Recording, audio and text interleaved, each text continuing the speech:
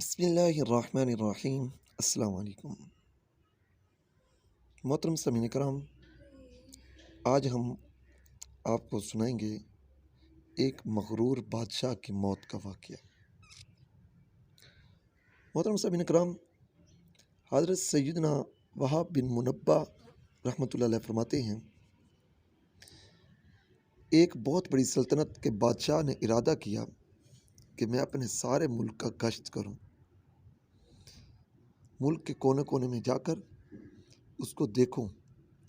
چنانچہ اس نے اپنا بہترین لباس منگوایا، لیکن وہ پسند نہ آیا۔ پھر اس سے بھی عمدہ لباس منگوایا، لیکن وہ بھی پسند نہ آیا۔ بالآخر سینکڑوں لباسوں میں سے اسے اپنی پسند کا ایک لباس مل گیا۔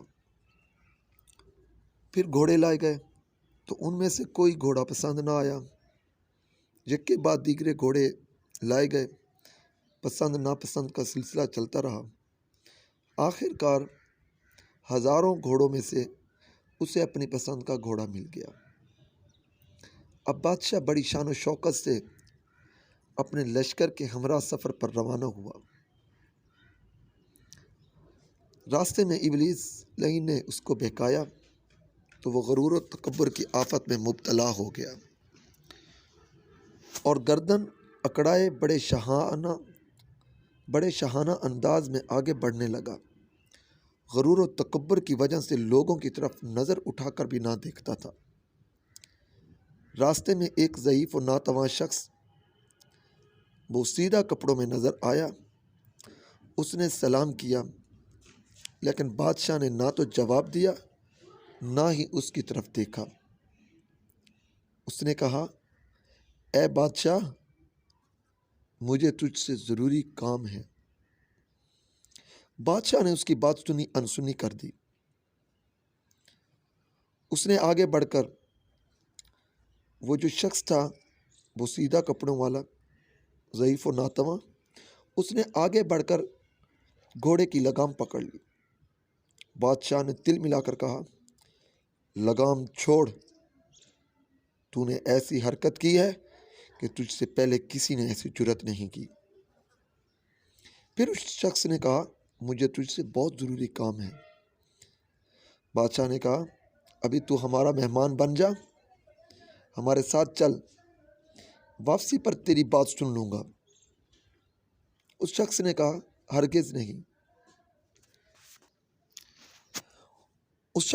ہرگز نہیں، اللہ تبارک و تعالیٰ کی قسم، مجھے ابھی تجھ سے کام ہے۔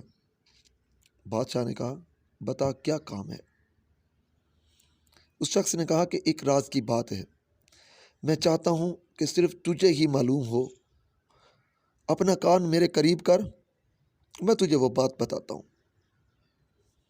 بادشاہ نہ چاہتے ہوئے بھی اس نے سر جھکایا تو اس شخص نے اس کے کان میں کہا، اے بادشاہ، میں ملک الموت ہوں، تیرا وقت آ گیا ہے، تیری روح قبض کرنے آیا ہوں۔ بس یہ سننا تھا کہ بادشاہ مارے دہشت کے تھر تھر کانپنے لگا۔ اس کے چہرے کا رنگ متغیر ہو گیا۔ اس نے خوف زدہ لہجے میں کہا، اس وقت مجھے کچھ مہلت دے دو تاکہ میں جس کام سے نکلا ہوں اسے پورا کروں، پھر تم جو چاہے کرنا۔ ملک الموت نے کہا، اللہ عز و جل کی قسم، تو اپنی سلطنت کو اب کبھی نہ دیکھ سکے گا۔ بادشاہ منت سماجت کرتے ہوئے کہنے لگا، اچھا، مجھے میرے گھر والوں کے پاس ہی جانے کی مہلت دے دو۔ ملک الموت علیہ السلام نے فرمایا، ہرگز نہیں، اللہ تبارک و تعالیٰ کی قسم، اب تو کبھی بھی اپنے اہل و عیال سے نہ مل سکے گا۔ یہ کہہ کر اس کی روح قبض کر لی اور اس بادشاہ کا بے جان جسم گھوڑے سے زمین پر آ پڑا۔ محترم سامعین کرام، یاد رکھیے، آگاہ اپنی موت سے کوئی بشر نہیں، آگاہ اپنی موت سے کوئی بشر نہیں، سامان 100 برس کا پل کی خبر نہیں۔ کوچ ہاں اے بے خبر ہونے کو ہے، کب تلک غفلت سار ہونے کو ہے، جلد آخرت بنا لے، کچھ نیکیاں کما لے، کوئی نہیں بھروسہ اے بھائی زندگی کا۔ تو محترم سامعین کرام، زندگی کا کوئی بھروسہ نہیں ہے، ہمیں غفلت سے جاگنا چاہیے، غفلت کی نیند سے بیدار ہو کر آخرت کی فکر کرنا چاہیے۔ محترم سامعین کرام، یہ تھا ایک مغرور بادشاہ کی موت کا واقعہ۔ اسی طرح ایک نیک اللہ تبارک و تعالیٰ کے برگزیدہ بندے کا واقعہ بھی ہے۔ حضرت سیدنا حریری رحمۃ اللہ علیہ فرماتے ہیں کہ پھر ملک الموت علیہ السلام ایک نیک شخص کے پاس گیا اور سلام کیا۔ اس مرد صالح نے جواب دیا، سلام کا جواب دیا، تو ملک الموت نے فرمایا، مجھے تم سے ضروری کام ہے۔ تو اس نیک شخص نے کہا، بتائیے کیا کام ہے؟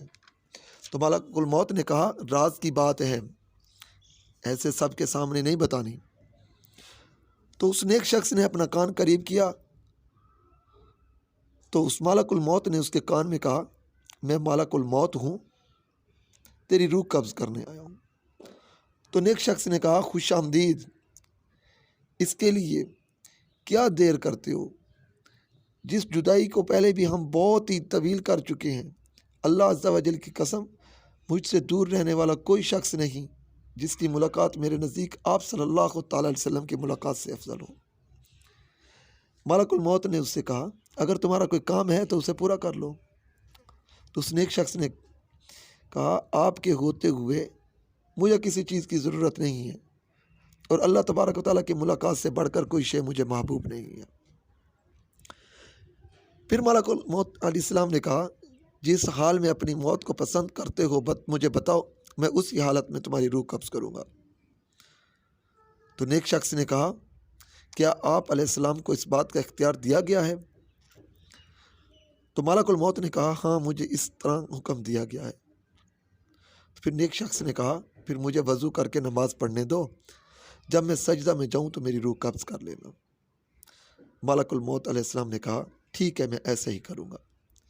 چنانچہ اس نیک شخص نے وضو کیا، وضو کر کے نماز شروع کر دی۔ جب وہ سجدے میں گیا تو اس کی روح قبض کر لی۔ تو محترم سامعین کرام، دیکھا آپ نے، سنا کہ نیک اور گناہ گار شخص کی موت کے بارے میں کتنا فرق ہے۔ جو گناہوں میں لتھڑا ہوتا ہے، مغرور اور تکبر کرتا ہے، اسے مہلت نہیں دی جاتی، توبہ کی بھی مہلت نہیں دی جاتی۔ جو بھی اس کے کام ادھورے ہوتے ہیں وہ ادھورے کے ادھورے رہ جاتے ہیں۔ اور جو اللہ تبارک و تعالیٰ کے نیک لوگ ہوتے ہیں، اللہ تبارک و تعالیٰ کے حکم سے ان کو اختیار دیا جاتا ہے کہ جس طرح تم اپنی موت کو چاہتے ہو اسی طرح ملے گی، اپنے جو کام پورا کرنا چاہتے ہو وہ بھی پورے کر سکتے ہو۔ تو محترم سامعین کرام، یہ سب کچھ نیک اور صالح اعمال کے ذریعے اللہ تبارک و تعالیٰ کی خوشنودی ہم حاصل کر سکتے ہیں اور سفر آخرت کی تیاری